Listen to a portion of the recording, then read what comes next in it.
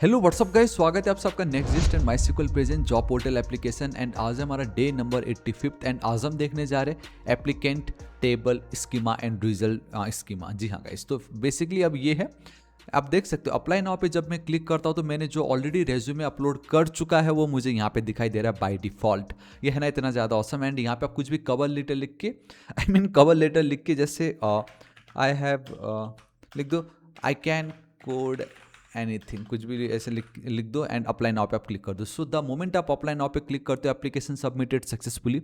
अब देखो, आप एज अ कैंडिडेट आप एक ही जॉब को मल्टीपल टाइम्स अप्लाई नहीं कर सकते। That's the reason. देखो अभी आपका डिसेबल्ड हो गया ये बटन।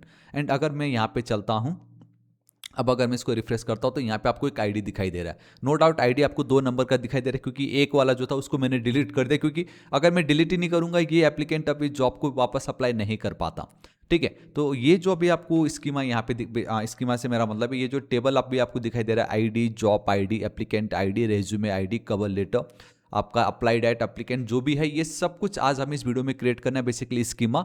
एंड उस स्कीमा को फिर गाइस हमें जनरेट करके माइग्रेट करके इस तरीके से यहाँ पे भेजना है। एंड देन हम जॉब वैलिडेशन भी आज ही इसी वीडियो में करेंगे, क्योंकि हम बहुत बार देख चुके हैं, तो दोनों आज इस वीडियो में हो जाएगा।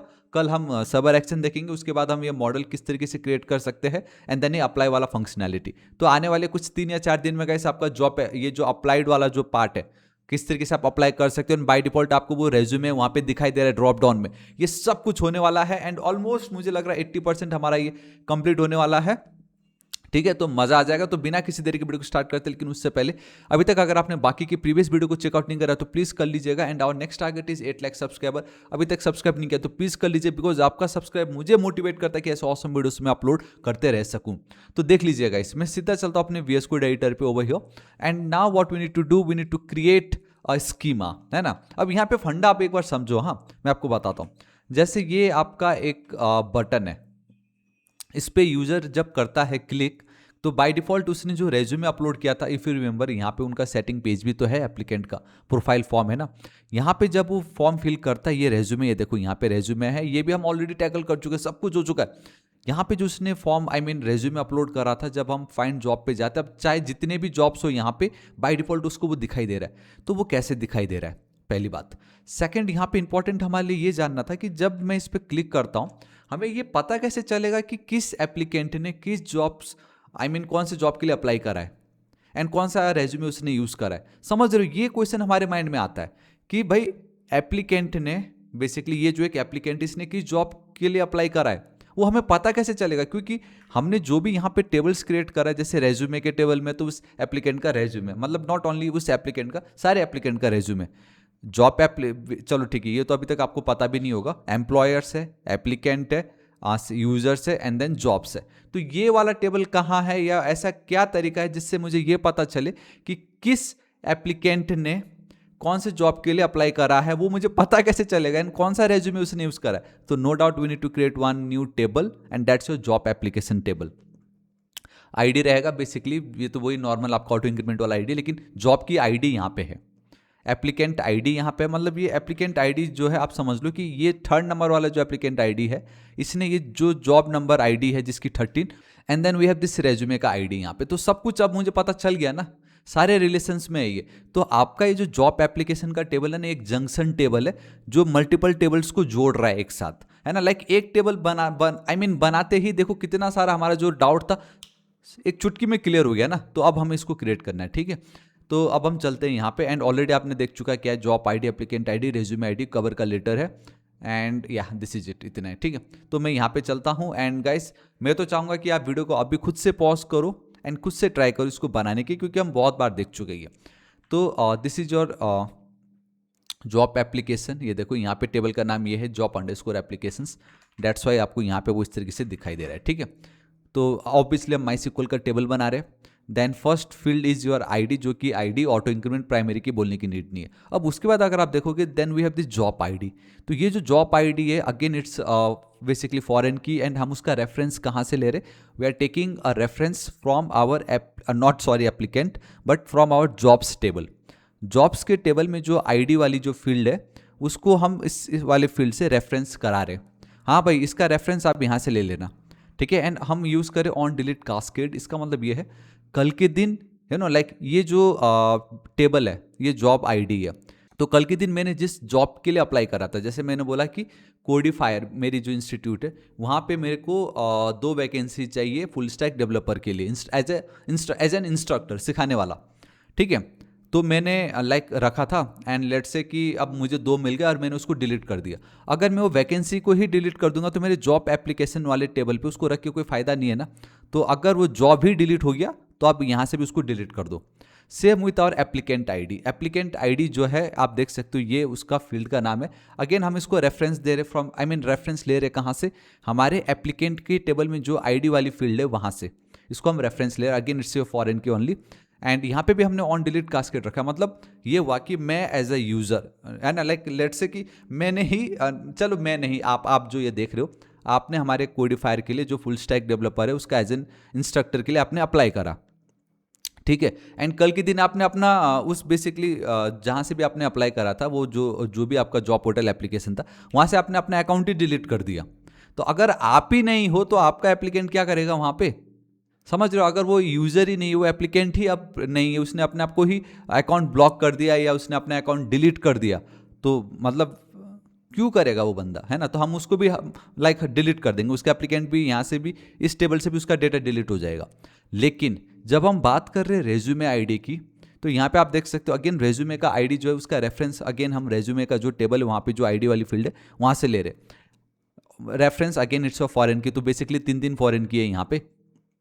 एंड यहाँ पे हमने ऑन डिलीट रेस्ट्रिक्ट लिखा हुआ है। तो रेस्ट्रिक्ट लिखने का मतलब ये है कि कल के दिन इनकेस किसी और ने मैनुअली या जाके ये बोला कि हाँ ये जो रेज्यूमे आईडी, लेट्स से इसकी रेज्यूमे आईडी थी 5 को डिलीट करो, ये जो रेज्यूमे आईडी है 5 उसको डिलीट कर दो, तो अगर वहाँ से डिलीट हो भी जाएगा तो हमारे इस फील्ड से ये वाला डेटा डिलीट नहीं होगा। क्योंकि एज पर रूल अगर आपने एक जॉब एप्लीकेशन के लिए कुछ फिल किया था, है ना, आपने अपना रेज्यूमे अपलोड करा एप्लीकेशन में एंड देन एक जॉब के लिए आपने अप्लाई कर दिया, कोई और अगर आके आपका रेज्यूमे वहाँ से डिलीट कर दे तो इसका मतलब ये नहीं कि आपने जिस जॉब एप्लीकेशन के लिए जिस जॉब के लिए अप्लाई करा था एंड वहाँ पे वो जो रेज्यूमे अगर आपने यूज़ करा तो वहाँ से हम उसको डिलीट नहीं कर सकते। बस ये यहाँ पे वही है, अगर जॉब ही नहीं रहा तो वो जॉब एप्लीकेशन का क्या काम, है ना। जॉब ही नहीं है तो मतलब फेक हो गया ना, अरे भाई मैंने तो अप्लाई कर दिया तो जॉब ही ये नहीं है। उसी तरीके से एप्लीकेंट, अगर वो बंदा ही नहीं है जिसने फॉर्म फिल करा था, वो बंदा भाग गया अमेरिका चला गया अभी इंडिया छोड़ के, तो उसका क्या काम, है ना, उसको कॉल करके भी कोई फायदा नहीं। लेकिन बेचारा जिसने रेज्यूमे फिल किया हुआ है वो बंदा भी उधर ही है, जॉब भी उधर ही है, तो किसी और ने डिलीट कर दिया तो वो तो यही इंतजार में है ना, मैंने तो रेज्यूमे अपलोड कर दिया, मुझे कब कॉल आएगा कब कॉल आएगा, इसलिए इसको हमें डिलीट नहीं करना। Dates why it's your restrict, याद रखना। आज शायद कुछ न्यू आपने देखा यहाँ पे, कवर लेटर हमने यहाँ पे रखा। कवर लेटर आप कह सकते हो कि लाइक कुछ और एक्स्ट्रा इन्फॉर्मेशन आपको ऐड करना है क्या वहाँ पे, एंड देन कब अप्लाई किया गया था। एंड एक और फील्ड रहता है आपका स्टेटस की, भाई क्या है, लाइक एम्प्लॉयर ने उसको देखा कि नहीं, वो पेंडिंग स्टेज में है, रिव्यू हो रहा है या रिजेक्टेड हो गया, क्या है वो लेटर ऑन बात की बात है, बट आप चाहो तो रख सकते हो। एंड ये आपका अप्लाई टाइप कि आपने कब अप्लाई करा था, यहाँ पे time stamp and default now उस समय का समय भी है। एंड अब आपको मालूम है जब आप ड्रिजल पे काम करो तो आपको रिलेशनशिप जो है वो डिफाइन करनी पड़ती है। यहाँ पे अगर आप देखते हो तो ये आपको देख के लगेगा ये 1-on-1 रिलेशनशिप है, that is 1-to-1 relationship over here. Job application का एक जॉब एप्लीकेशन एक ही जॉब से बिलोंग करेगा, एक जॉब एप्लीकेशन आपका एक ही एप्लीकेंट से बिलोंग करेगा, एक ही रेज्यूमे से। ऐसा अगर आप सोच रहे हो तो थोड़ा सा गलत होगा वो, क्योंकि यहाँ पे जो बात हो रही है एंड दैट इज कि यहाँ पे ये जो 1 रिप्रेजेंट कर रहा है वो आपका बता रहा है कि आपके इस टेबल में एग्जैक्टली एक फॉरेन की है ये, दूसरा फॉरेन की है ये, तीसरा फॉरेन की है ये। मतलब यहाँ पे आप ये समझो कि हम रिकॉर्ड्स की बात कर रहे हैं। रिकॉर्ड की मतलब जैसे अभी यहाँ पे अगर आप देखते हो कल के दिन यहाँ पे किसी और ने भी फिल किया होगा, उसका भी एक यहाँ पे डेटा आ जाएगा। कल को यहाँ पे कोई और करेगा उसका भी रिकॉर्ड आएगा, कल को यहाँ पे किसी और ने किया उसका भी आएगा। तो बेसिकली 2, 3, 4 है ना। तो बेसिकली यहाँ पे हम बस अभी क्या कर रहे हैं, वो जो हमने रिलेशन बनाया वो इस एक रिकॉर्ड को पकड़ के बनाया गया है। मतलब कि हाँ मेरे जॉब एप्लीकेशन के अंदर बहुत सारे एप्लीकेंट होंगे, बहुत सारे रिकॉर्ड्स होंगे, बहुत सारे डेटा होगा, लेकिन अगर मैं किसी एक फील्ड को पकड़ूं, एक रो को अगर मैं पकड़ूं तो वहां पे मेरे पास एक ही जॉब आईडी होगी, वो किसी एक ही एप्लीकेंट से बिलोंग करता होगा एंड वहां पे मेरे पास कोई एक उस एप्लीकेंट का एक रेज्यूमे होगा। समझ रहे हो क्या कहने की कोशिश कर रहा हूं?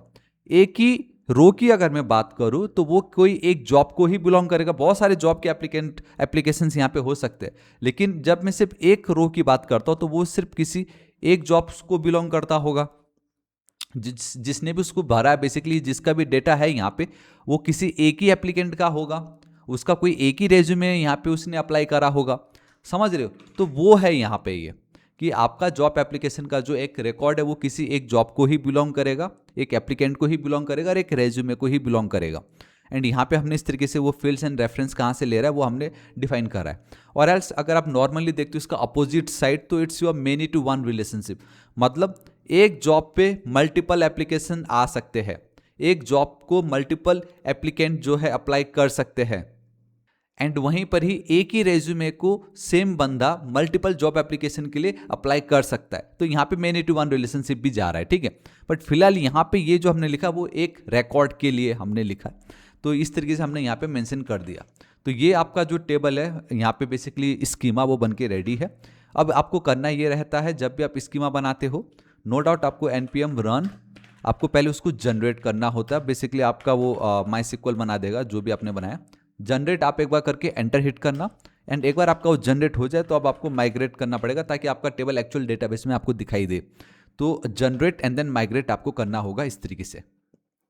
एक बार अगर आपका ये हो जाए तो नेक्स्ट स्टेप हमारा ये रहता है कि अब जो ये डेटा हम स्टोर करेंगे, स्टोर करने से पहले हम हमेशा वैलिडेशन करते हैं, राइट। तो उस वैलिडेशन के लिए what we need basically what we are using right now, we are using job validation, है ना।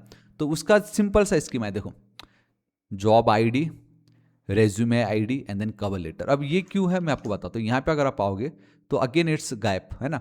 बट चलो इसको मैं फिर से डिलीट कर देता हूँ। डिलीट कर दिया, आप इसको रिफ्रेश करो। तो लेट्स से एक एप्लीकेंट आप इस जॉब के लिए अप्लाई करना चाह रहे हैं as a senior full stack developer वाले रोल के लिए। तो यहाँ पे आपको देखो रेज्यूमे दिखाई दे रहा है एंड देन आपको कवर लेटर दिखाई दे रहा है, ठीक है। यहाँ पे resume and then cover letter and then वो अप्लाई पे क्लिक कर रहा है। आई कैन कोड एनीथिंग, ठीक है। इस तरीके से मैंने कुछ भी लिखा है यहाँ पे, तो मुझे यहाँ पे चेक करना पड़ेगा ना, समझ रहे हो, चेक करना पड़ेगा। एंड मैंने अप्लाई कर दिया। अगर सब कुछ सही रहेगा तो वो मेरे जो डेटा क्या बोलते हैं, मेरा जो डेटाबेस में ये जो हमारा टेबल जस्ट हमने क्रिएट करा था वहाँ पे स्टोर हो जाना चाहिए। आप देख सकते हो ना, बराबर वही डेटा है, खाली आईडी चेंज हो गया क्योंकि तीसरा नंबर था ये, रेस्ट एवरीथिंग इज सेम, है ना। तो जॉब आईडी, आपका ये जॉब आईडी ये क्या है, एक नंबर है। एप्लीकेंट आईडी एक नंबर है, रेज्यूमे एक नंबर है, and here we have a string, ठीक है। तो देखो जॉब आईडी नंबर है, रेज्यूमे आईडी आपकी नंबर है, मिनिमम एक तो होना ही चाहिए प्लीज, क्योंकि बाय डिफॉल्ट है ना ये। अगर यहाँ पे एक भी नहीं रहेगा तो हम बोलेंगे एक काम कर भाई, पहले सेटिंग फॉर्म में जा, पहले अपने सेटिंग वाले पेज में जा, वहाँ पे ये जो रेज्यूमे है वहाँ पे अपलोड कर दे, एंड बाकी जो भी जॉब होगा तुझे कुछ करने की नीड नहीं है, ऑटोमेटिक हम फैच करके यहाँ पे दिखा देंगे। तो मिनिमम 1 हमने इसलिए रखा है, एंड कवर लेटर को ऑप्शनल रखा है। जरूरी नहीं है आपको, आपसे खाली रेज्यूमे मांगा गया, हम रेज्यूमे से हम खुद से हमें पता चल जाएगा क्योंकि उसमें आपके डिटेल्स होने वाले हैं सब कुछ। एंड इन केस अगर आपको फिल करना आप कर सकते हो, और एल्स हमने इसको ऑप्शनल रखा है। So this is your schema, and obviously we are using TypeScript, so हमें उसका टाइप बताना पड़ता है। एंड टाइप बताने के लिए बहुत इजीली हम ड्रिजल आपको हेल्प करता है, that is by using an info method. अब जो भी इसका टाइप होगा उसको हम इन्फर करके जो भी एक्चुअल टाइप स्क्रिप्ट को चाहिए वो टाइप हम यहाँ पे दिखा देंगे, ये हम देख चुके हैं। तो यही है गाइस आज इस वीडियो के लिए। आशा करता हूँ वीडियो बहुत ही ज़्यादा पसंद आएगा। कल के दिन हम पूरा सर्वर एक्शन लिखेंगे कि यूजर जो भी अप्लाई कर रहा है उसको हम हमारे डेटाबेस में कैसे स्टोर करें, है ना। तो वो हम कल के वीडियो में देखेंगे। उसके बाद हमारा ये जो मॉडल पॉपअप होके आ रहा है बाय डिफॉल्ट वो रेज्यूमे वहाँ पे कैसे दिखाई दे रहा है, एंड ये बाय डिफॉल्ट अप्लाई जब हम अप्लाइड कर देते तो ये डिसेबल्ड कैसे हो रहा है। तो इतना सब कुछ होने के बाद तो गाइस मज़ा आ जाएगा। बस कुछ नहीं, 2 और 3 दिन की वीडियोस में ये भी हमारा कंप्लीट हो जाएगा, ठीक है। तो आज इस वीडियो के लिए इतना ही। आशा करता हूँ वीडियो पसंद आएगा। किसी को कुछ भी डाउट हो कमेंट करके जरूर बताइएगा। प्लेलिस्ट को जरूर चेकआउट कीजिएगा। वीडियो पसंद आए तो लाइक कीजिएगा, एंड अभी तक चैनल को सब्सक्राइब नहीं किया तो प्लीज़ कर दीजिएगा। मिलता हूँ नेक्स्ट वीडियो में। Till then guys, thank you so much, take care.